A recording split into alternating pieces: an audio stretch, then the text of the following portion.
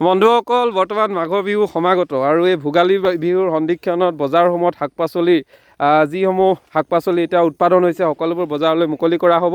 আৰু মই বৰ্তমান দিখৌৰ পাৰত শিৱসাগৰৰ নাজিৰাৰ সুন্দৰ পুখুৰী এই অঞ্চলটোৰ দেখাইছোঁ। বৰ্তমান সময়ত চাওক শাকবোৰৰ বৰ্তমান সময়ত দিখৌ নৈৰ পাৰত অৰ্থাৎ যিসমূহ চাপৰি বুলি কওঁ, চাপৰিত এতিয়া শাকৰ চাওকচোন আপোনালোকে বাৰীবোৰ দেখিলে কিমান ভাল লাগিব। আৰু এই শাকৰ উৎপাদন বৰ্তমান সময়ত অত্যধিক হোৱাৰ সমান্তৰালভাৱে খেতিয়কসকলে বৰ্তমান সময়ত বিহুৰ বজাৰৰ বাবে মুকলি কৰিবলৈ তেওঁলোক সাজু হৈ উঠিছে আৰু সকলো এতিয়া চাপৰিত ব্যস্ত হৈছে। তেওঁলোকে এতিয়া শাক পাচলি যিমান উৎপাদন হৈছে শাক পাচলি সকলোবোৰ বজাৰলৈ পঠাব। মই প্ৰথমে আৰু এখন বাৰী দেখাম।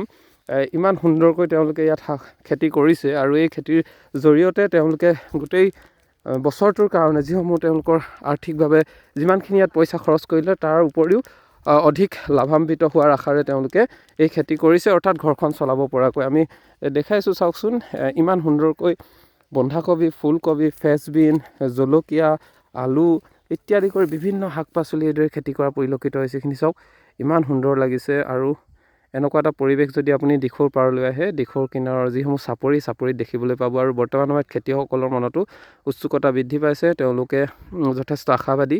ভোগালীৰ সময়তো তেওঁলোকে ইতিমধ্যে বজাৰলৈ প্ৰতিটো সপ্তাহতে বহু শাক পাচলি উলিয়াইছে। তাৰ মাজতে ভোগালীৰ বাবে তেওঁলোকে বজাৰৰ বাবে বিশেষভাৱে শাক পাচলিবোৰ মুকলি কৰা পৰিলক্ষিত হৈছে। কিন্তু বজাৰ যিটো সঠিক মূল্য, সেই সঠিক মূল্য তেওঁলোকে নাপায় যদিও ইয়াৰ পৰা বেপাৰীসকলে কিনি নিয়ে 20 টকাৰ মূল্যত এনেদৰে প্ৰতিটো শাক পাচলি কিনি নিয়া পৰিলক্ষিত হয়।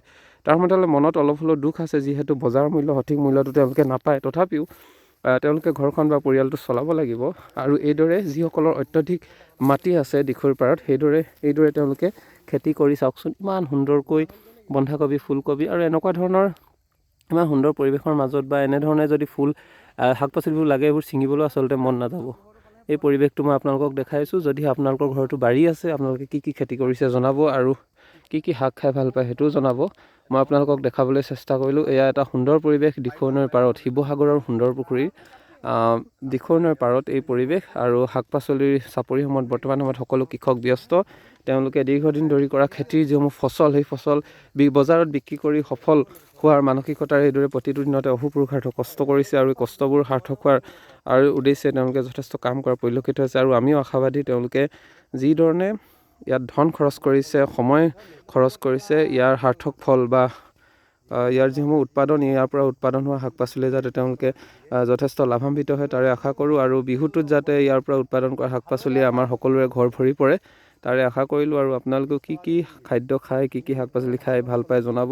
আৰু এই শাকসমূহ আপোনালোকক দেখাবলৈ চেষ্টা কৰিলোঁ।